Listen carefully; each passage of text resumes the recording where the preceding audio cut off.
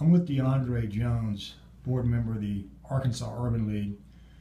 DeAndre, when you see Confederate symbols, the flag, monuments, what's your feeling? I have mixed emotions, and none of those emotions include a feeling of pleasantness. They bring up a very, very negative point in history.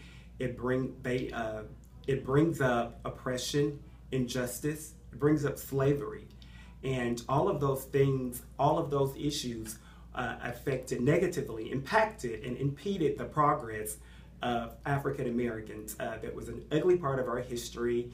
That was a sordid part of our history, and there's nothing pleasant about it. And I do understand that a lot of people talk about and say that it's a historical context, but there are other ways that we can, there are other ways that you can show and can be proud of your history, as opposed to showing or displaying something that was negative to a certain group. In Arkansas, there is a star on the flag signifying the Confederacy. What do you think should happen to that star on the Arkansas flag, state flag? I do believe, I feel that that should be taken off. Anything that resembles oppression to one group should be taken off. In some areas, including in Bentonville, on the town square in Bentonville, other places too, on the state capitol grounds in Little Rock, there are a couple of Confederate statues, memorials. And in Bentonville, town square, there is a Confederate soldier statue and memorial. What do you think should happen to those sort of monuments and to the one in Bentonville where you work? Well, I do believe that they should be taken down as well, because what's happening, Bentonville, Northwest Arkansas, has a a huge Caucasian population, but diversity is happening, inclusion is happening, and so we're talking about welcoming people from all races, from all walks of life, from all groups.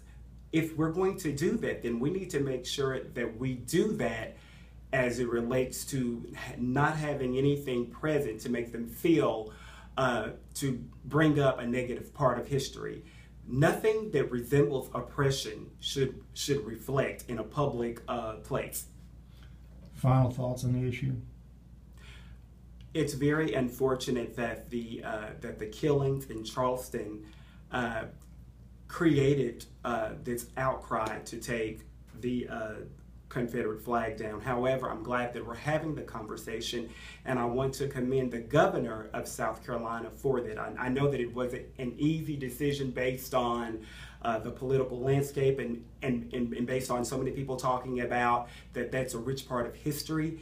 It is a rich part of history, but again, when you're looking in terms of the entire community, it's not good. African Americans were raped. African American women were raped. Men were beaten. We were enslaved. That's what that means. That doesn't mean anything of pride for us. So we're going to live in this community. We are a part of this community. We pay taxes.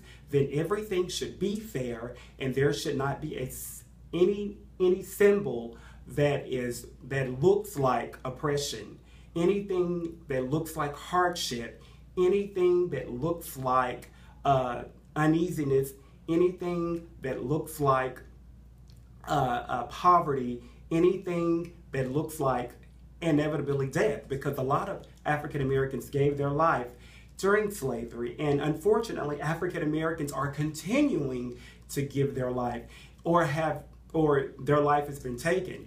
And when you see a lot of the Southern pride, it's almost always in the face of racism. It's almost like this is what we're doing to defend our heritage. Let's think of other ways to defend who we are. Being an African American man, I'm extremely pride and proudful to be Black. And when I talk about I'm Black and I'm proud, I'm a minority. I'm coming from a place of being oppressed. I'm coming from a place of living a life of limits. So I'm saying that because in spite of those limits, and in spite of that oppression, I'm still proud to say that I'm I'm still proud to be an African American man. So when others say that, referring to the Confederate flag, that is something totally different. Being a black man doesn't bring up or shouldn't bring up ideas of oppression. It shouldn't bring up ideas of hate. It shouldn't bring up reflections of poverty. The Confederate flag does. It does nothing for the community as a whole. It has continued to divide. It has divided. It will continue to divide. I look at so many universities. I look at Ole Miss, what they've done. It's for the betterment of the community, because we're all talking about, this is one nation created under God, life, liberty, and the pursuit of happiness. But if you have something that resembles oppression in your community, in the heart of your community, are we really saying, are we really welcoming? Do we really want a diverse population, or our Southern heritage? Are we more concerned about holding on to that? I do believe that several Caucasians may feel that they have lost power, and perhaps this is a way for them to sustain power and to keep power. And that's unfortunate, because we are all created equal.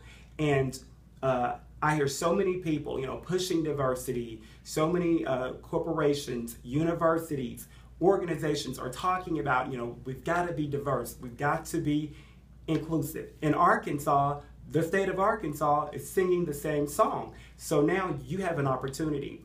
Anything that looks like oppression, anything that looks like racism, let's start the conversation as it relates to the symbols. Let's start the conversation, and let's figure out, let's develop a plan on how we're going to remove that and replace that with something that represents equality, life, liberty, and justice for everyone.